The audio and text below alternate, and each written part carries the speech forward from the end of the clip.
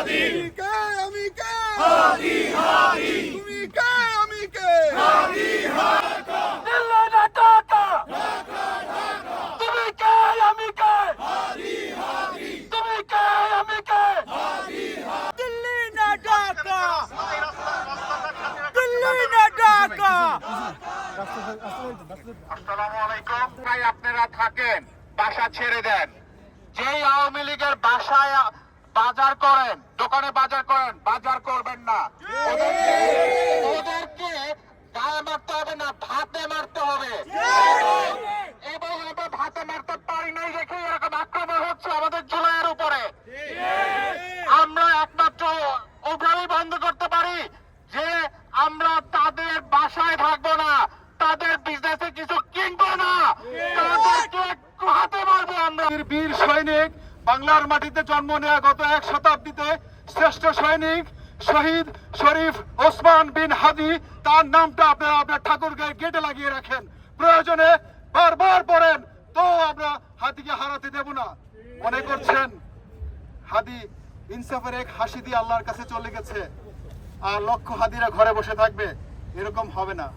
আমরা পরিচয় করিয়ে দিতে চাই, যে বুলেট হাদির মস্তক ভেদ করে বের হয়ে গেছে, যে লক্ষ ফোঁটা রক্ত তার দেহ থেকে সরেছে, প্রতি ফোঁটা রক্তের বদলা নেব আমরা। পৃথিবীর কোনায় কোনায় ইনকালাব মঞ্চকে ছড়িয়ে দিয়ে, পৃথিবীর প্রান্তে প্রান্তে ইনকালাব মঞ্চকে ছড়িয়ে দিয়ে তাদের নিঃশ্বাসকে আমরা সংকীর্ণ করে ফেলবো, তাদের অ্যাক্সেসকে আমরা সংকীর্ণ করে ফেলবো, তাদেরকে আমরা যা ইচ্ছা তাই বলতে এবং করতে দেব না ইনশাআল্লাহ। হাজির হয়েছে আজকে আমাদের শপথ নেওয়ার দিন। আজ আমাদের আগ্রাসী এবং ফ্যাসিবাদী শক্তিকে জানিয়ে দেওয়ার দিন। আমাদের মঞ্চকে আগামী এক সপ্তাহের মধ্যে সমস্ত রাজনীতিকদেরকে এনে একটি শপথের বন্দোবস্ত করতে হবে।